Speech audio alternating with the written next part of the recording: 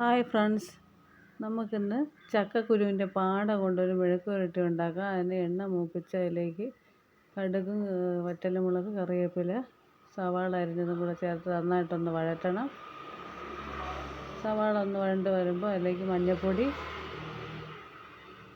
ഉപ്പ്, കുറച്ച് മുളക് പൊടി, ഇത് ഇത്രയും കൂടെ ചേർത്തു. എന്നിട്ട് നന്നായിട്ടൊന്ന് വഴറ്റണം. മുളക് പൊടിയുടെയൊക്കെ മണം മാറുന്നത് വരെ നന്നായിട്ടൊന്ന് വഴറ്റിയെടുത്തിട്ട് ചക്കപ്പാടയും കൂടെ അതിലോട്ടൊന്ന് ചേർത്ത് കൊടുത്തു. ചക്കപ്പാടയും കൂടെ ഇട്ട് നന്നായിട്ടൊന്ന് വഴറ്റണം. ചക്കപ്പാട ഒന്ന് വാടി വരുന്നത് വരെ വഴറ്റണം.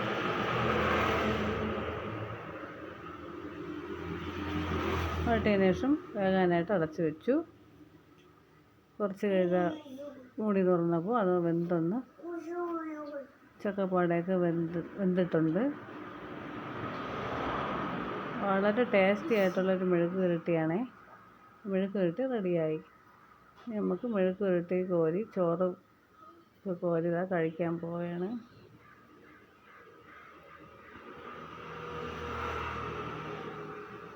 നല്ല അടിപൊളി മെഴുക്ക് പുരട്ടിയാണ്, സൂപ്പറായിരുന്നു.